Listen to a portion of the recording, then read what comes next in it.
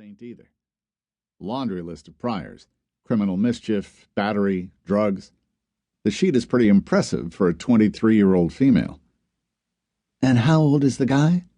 35. Karen shook her head, picked up her plate, and headed for the sink. I finished the bit of breakfast left on my plate and another 2 mouthfuls, and followed her to the kitchen. Karen rinsed our plates and set them in the dishwasher. She dried her hands and looked at her watch.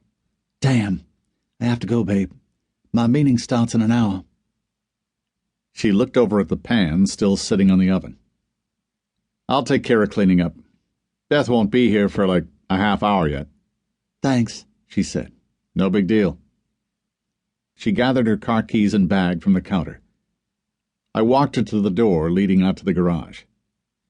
Call me when you get there, she said. I grabbed her by the waist and gave her a kiss. Okay. It should be later this afternoon. She smiled and ran her hand through the hair on the side of my head. She craned her neck and appeared to be looking at the hair she was moving around. Getting grayer, old man. You'll be completely white in another year at this rate. Maybe we should dye that a bit. Hold on a second. 1, it's not that bad, and I think I have about another 20 years or so until it goes full white. And 2, weren't you the one who wanted my hair grayer on the sides, to the point of you dyeing it in there? But now that it's doing it naturally, you don't like it? She shrugged. I think you just like to tinker with my appearance, I said.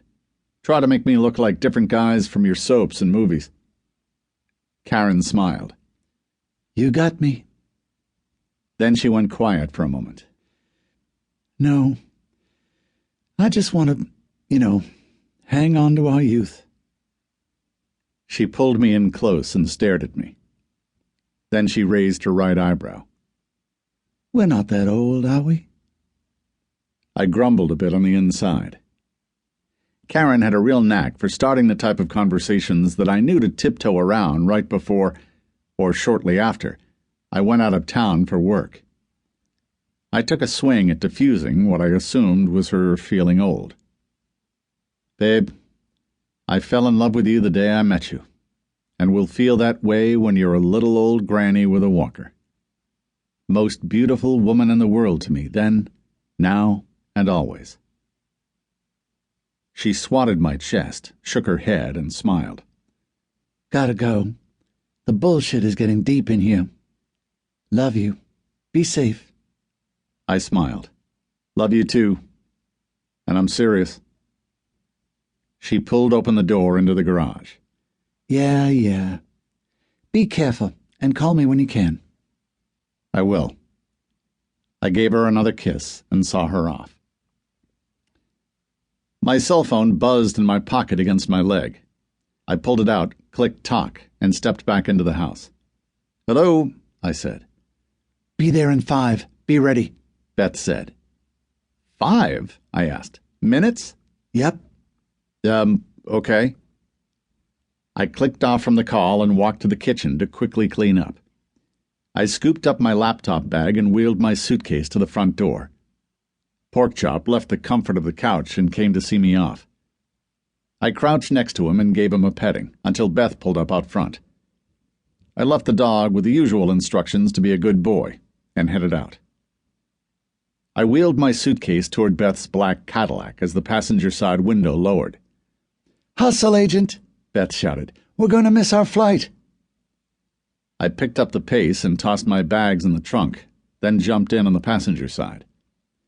I thought our flight didn't leave until 9:45, I said. We have like 2 hours. She pulled away from the front of my townhouse. We got a different flight 40 minutes earlier, and traffic is looking like a real bitch. I checked the time and did a little mental math. I think we should be good on time. So, why the different flight? Beth looked over at me and tucked her hair behind her ear. They have a new scene south of Des Moines, Iowa. The couple is still heading north. They're past Kansas City. I leaned back in the seat. Are Bill and Scott meeting us at the airport, or are we meeting them somewhere? We'll get a rental from Des Moines and meet them wherever they're at. Sure, I said. What info did you get on the